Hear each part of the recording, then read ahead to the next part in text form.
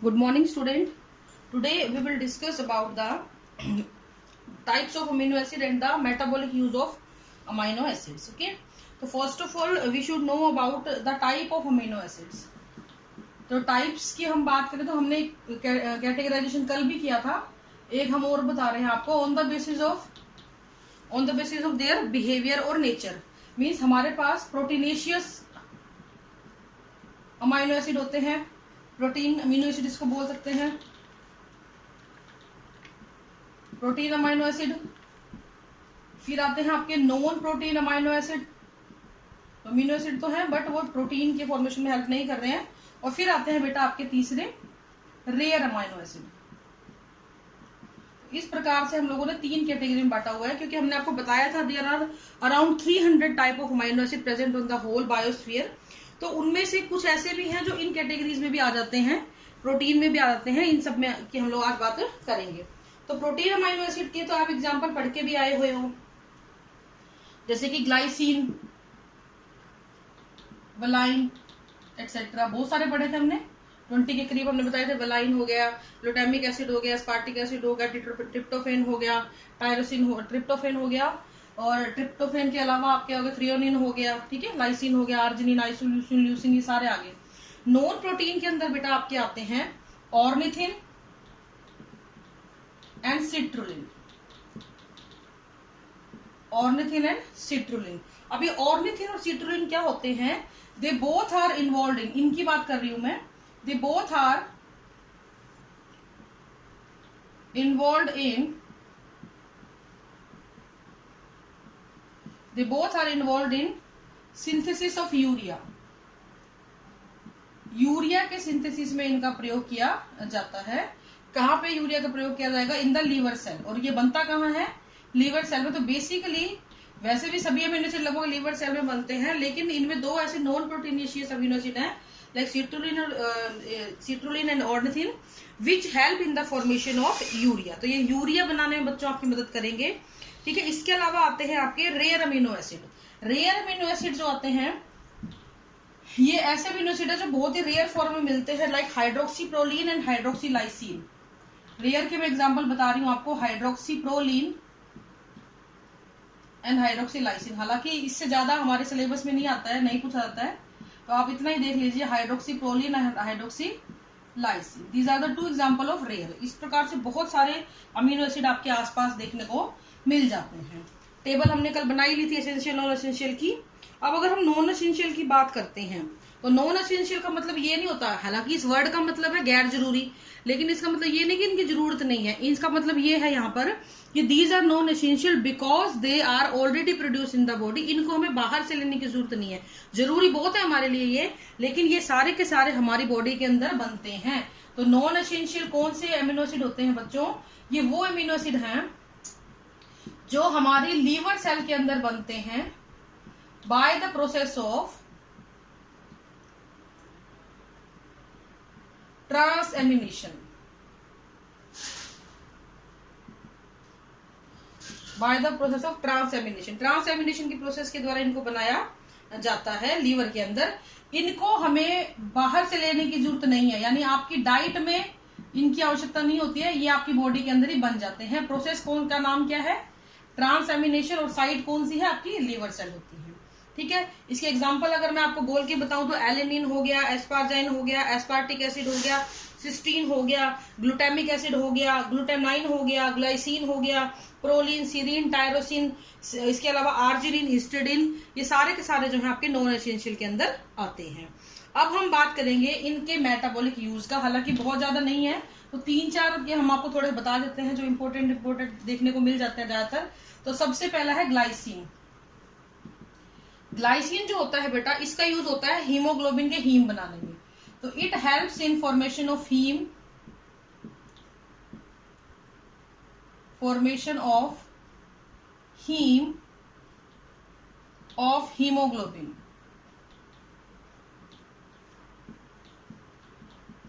Haemoglobin के haem को बनाने में ये हेल्प करता है। फिर आता है आपका ट्रिप्टोफैन। ट्रिप्टोफैन जो है, इसका क्या काम होता है बेटा? ये मेलेटोनिन और सीरोटोनिन को बनाता है।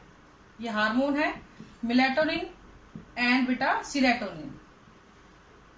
और ये दोनों के दोनों जो होते हैं, ये दोनों के दोनों सीक्रेट किया जाता है from the pineal gland of your body. तो आपकी जो पीनियल ग्लैंड होती है उसके द्वारा ये दोनों हार्मोन सीक्रेट किए जाते हैं। They are made up of tryptophan. फिर आया बेटा, ये वो है जो ज्यादातर पूछ ले जाते हैं, इसलिए इनको हम बता रहे हैं। टायरोसिन, ये काफी इंपॉर्टेंट होता है। ये मेलेनिन पिगमेंट बनाने में हेल्प करता है। मेलेनिन पिगमेंट बनाने में हेल्प करता है।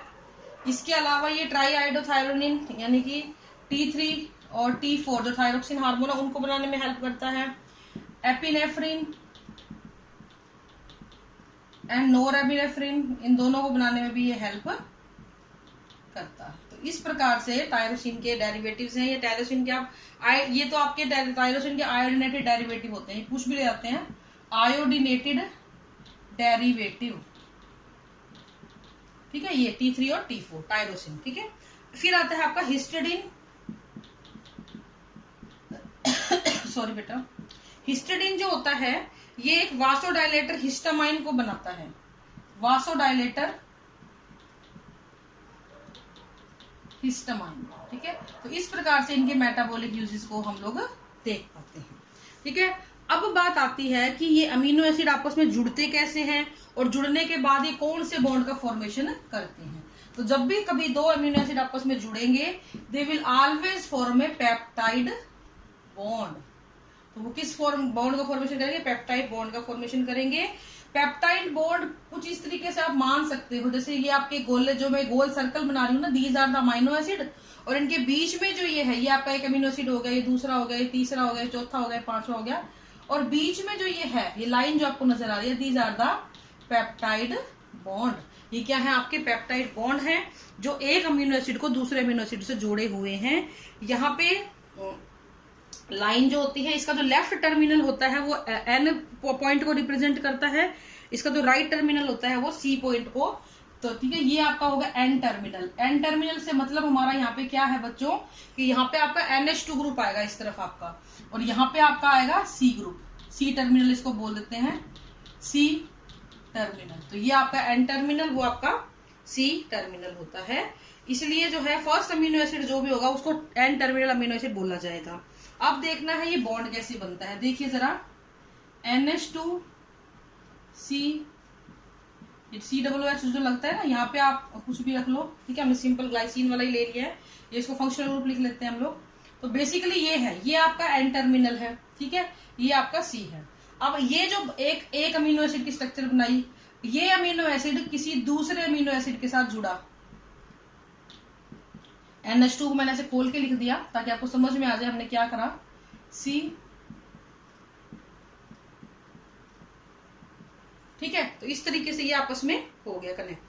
अब देखो जरा, यहां से ये वाला जो है, यानी कि इस COOH का OH और इसका H ग्रुप जो है वो आपस में क्या करेंगे, मतलब वाटर मॉलिक्यूल को रिमूव कर देंगे। तो अब जो बॉन्ड बनेगा वो कुछ इस तरीके से बनेगा, H2NCHR C double bond O,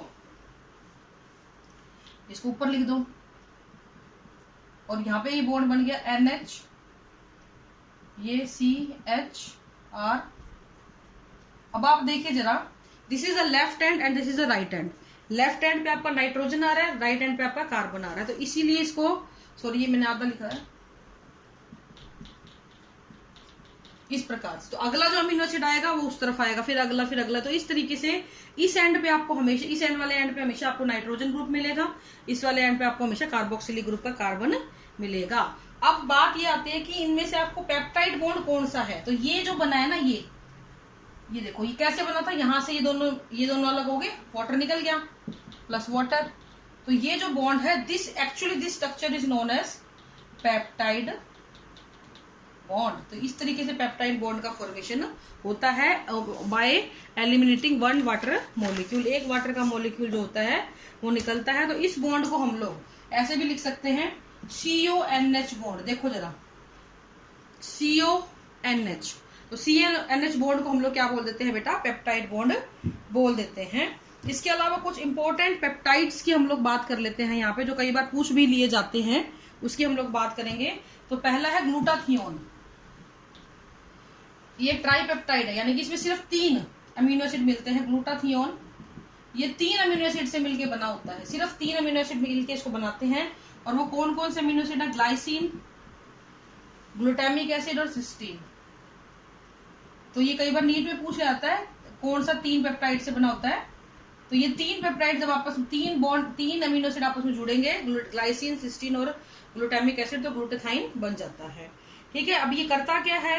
ये ग्लूटाथियोन जो है आरबीसी के स्ट्रक्चर को, मेम्ब्रेन को मेंटेन रखने का काम करता है, प्रोटेक्ट करता है ये किस चीज को? हीमोग्लोबिन को ऑक्सीडाइजेशन होने से, यानी हीमोग्लोबिन का ऑक्सीडाइजेशन इसकी वजह से नहीं हो पाएगा। और इसके अलावा ये हेल्प करता है ट्रांसपोर्ट ऑफ अमाइनो एसिड्स में। ठीक है, ये इसके काम है। इसके बाद आता है बेटा ऑक्सीटोसिन एंड वासोप्रोसिन। ये जो है बेटा ये आपके 9 पेप्टाइड से बने होते हैं। ठीक है, कई बुक्स में आपको 8 भी लिखा मिल सकता है। द रीजन 8 क्यों लिखा होता है? क्योंकि जो आपको मैंने कल भी एक डबल अमीनो एसिड बताया था, cysteine plus cysteine is equal to cystine. तो कुछ लोग 2 सिस्टीन को 2 काउंट कर लेते हैं, कुछ लोग उसको सिस्टाइन बोल देते हैं, 1 काउंट कर लेते हैं। तो इसलिए 8 और 9 आपको दोनों चीजें यहाँ पे मिल सकती हैं, यानी कि ऑक्सीटोसिन और वासोप्रोसिन 8 और 9 से मिलके बना हुआ होता है। अगर हम बात करते हैं ब्रेडिकाइनिन, ये नीट में आए हुए क्वेश्चन है इसलिए इसको करवाया जा रहा है। ये 9 पेप्टाइड से 9 अमीनो एसिड से मिलके बनता है। ये पेन प्रोड्यूसिंग आपका सब्सटेंस होता है। इसके अलावा एंजियोटेंसिन जो है 10 अमीनो एसिड से मिलके बनता है और रेनिन की प्रेजेंस में ये 8 अमीनो एसिड में कन्वर्ट हो जाता है। तो ये आपका बेटा हो गया सारा अमीनो एसिड्स के टाइप और ये। ठीक है, नेक्स्ट लेक्चर में हम बात करेंगे टाइप्स ऑफ प्रोटीन की। तो this is all for today. Thank you and have a nice day.